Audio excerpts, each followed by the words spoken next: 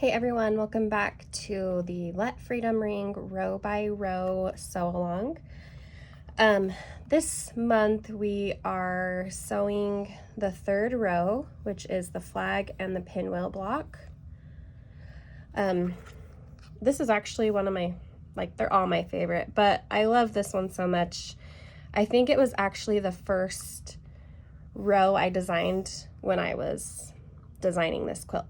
So if you turn to page 7 and 8, that is where you will find your cutting instructions and the diagrams. Sorry, my camera is a little bit shaky. So these are really straightforward blocks, basic piecing techniques, and you could whip this row out super fast. So the first thing you will do is grab your B rectangle, and we're gonna make flying geese blocks. And let's see, I've already marked, and I know I've mentioned this before, but I like to mark everything I do. I get a more accurate block when I'm done. So I guess I need to put it this way.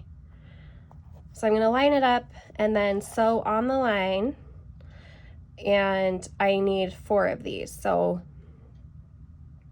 I'm going to chain piece all 4, and the row has 4 pinwheel blocks. So you'll actually, when you're making your row, which I have my row already made, I'm just making another block to show you how, you would want to chain piece all your blocks at once. And I find that everything goes faster when you're able to do that. So I'm going to go ahead and do that to all my blocks, go ahead and sew on my line, and I'll be right back. As you can see, I've sewn all of my pieces, and I do want to mention you want to make sure you follow it exactly so that your white is on the correct side when making your pinwheel block. So I'm going to trim using my Creative Grids ruler. I'm sorry, my camera is a little bit shaky. I have like an overhead camera, and I need to figure out a way to mount it so it doesn't shake. Okay.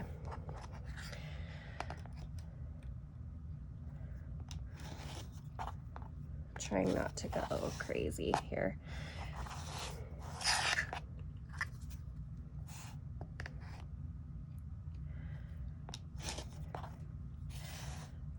So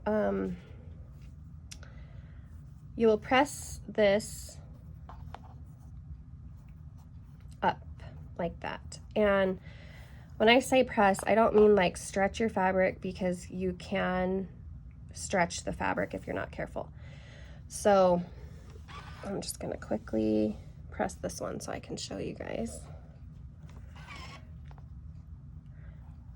So now to complete the flying geese unit, you're going to grab your A square, and you're going to put it on right sides together like that, and you're going to stitch on this line. So you'll do that to all 4 of your flying geese units. Okay, so I've sewn on my line, and then you will trim 1/4 inch away from your seam line, just like we did on the other side. And then you'll take this and you'll press it. And I've done that here. So this is your flying geese unit.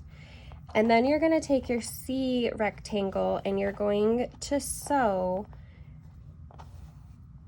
So this is on top, and you need to make sure that this part is on top so you get your pinwheel in the middle. So you're going to place them right sides together. Oh, I don't find I need to trim these. I know some people are really sticklers for trimming their flying geese, and I know you sometimes need to do that, but if you are super diligent about marking where you need to sew and pressing carefully and not stretching your fabric, I find that it's, you know, I don't really need to trim these. But if you are worried about it, then go ahead and trim. The size and dimensions are in your booklet. So I'm going to sew 4 of these, and then we will be ready to assemble. Okay, as you can see, I've sewn my rows together, and you can see that I have a nice big space to make my seam allowance. So once I put these right sides together, I want to nest my seams, so you want to press them in opposite directions like the instructions say. And to make sure you get that nice pinwheel look, you're going to want to make sure your seam allowance is accurate. So I'm going to sew that, press my block, and then we will move on to the flag block. Okay, so I just sewed it, and you can see my center is looking really nice. So you will make 4 of these pinwheel blocks. And then the flag block is really straightforward. Let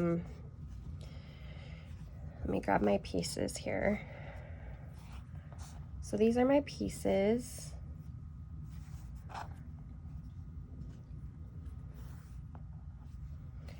Now,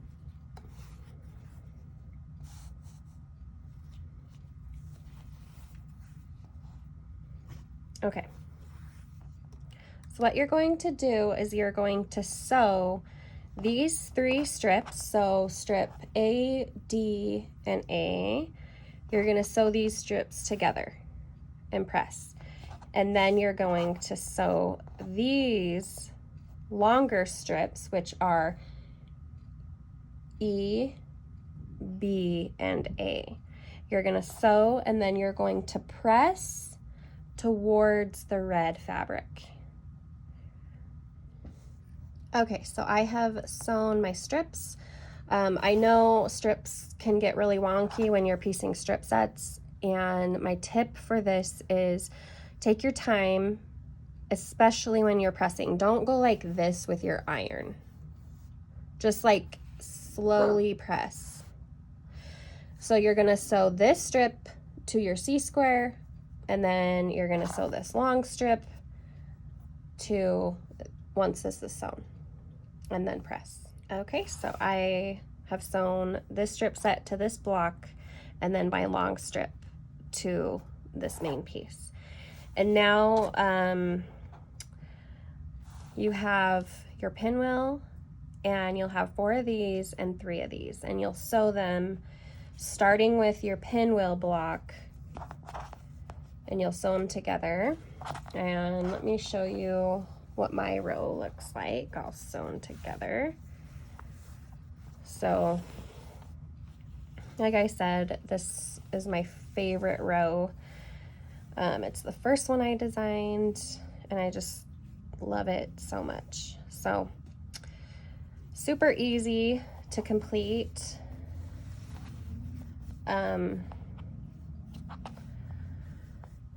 So next week we will be doing the flying geese row, which will be a breeze. And yeah, so if you have any questions for me, let me know. The fabric I used is Fireworks and Freedom by Riley Blake Designs. If you're just joining us, it might be hard to find the fabric now, but you can definitely pull from your stash and make this scrappy. In the newsletter, I'm going to send out a picture of one of the quilts we just quilted of this, and they did it completely scrappy, so it's really fun to see. And with that, I will see you next time.